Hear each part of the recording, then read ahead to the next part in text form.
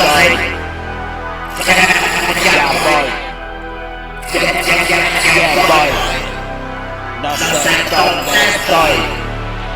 Ahora te lo doy. Sonando encima tuyo, enseñando el capullo. Es tecnológico, metanfetamínico. Mi sonido sintético es de otra dimensión. Es un mojón caliente en todo tu gerol. Todo lo que vas a imaginar, tanto como puedas alcanzar. Ha empezado ya la cuenta atrás, estalla la bomba atómica. Se eleva mi alma inmortal, miro el mundo, voy a regresar. Estallido termonuclear, 1000 millones de conciencias, mirando la luz que cegará, destruyo ciudades con mirar. Levantando un gran vendaval, atorado sientes que se va, atrapado en la inmensa nada.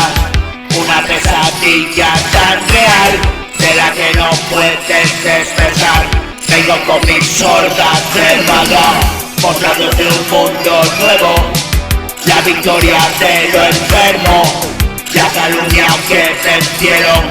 A su paso mis jamelgos, galopando en campos muertos.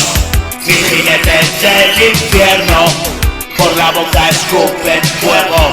Y un ejército de muertos que devorarán los cuerpos de los vivos a su encuentro. Las almas que habitan dentro son comida de mis perros. Y el mundo lamenta la verdad, ya no queda tiempo de escapar. Tu oración vacía y silenciar, un silbido que atravesará, y el silencio prevalecerá. Fuegos fatuos que se elevarán, y con hueso la tierra firmada, la leyenda de la era humana. Civilizaciones lejanas no encontrarán nada de nada, ruinas y cenizas nada más, el recuerdo de una batalla, aniquilados por las llamas. Yeah boy, no sé dónde estoy, ahora te lo doy. Ya voy. Yeah boy, no sé dónde estoy, ahora te lo doy. Civilizaciones lejanas no encontrarán nada de nada, ruinas y cenizas nada más, el recuerdo de una batalla, aniquilados por las llamas.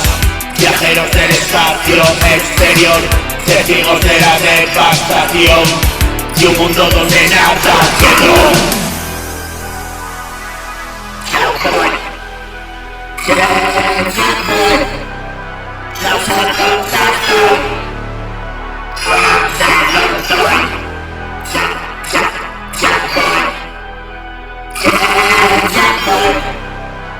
No sé dónde estoy.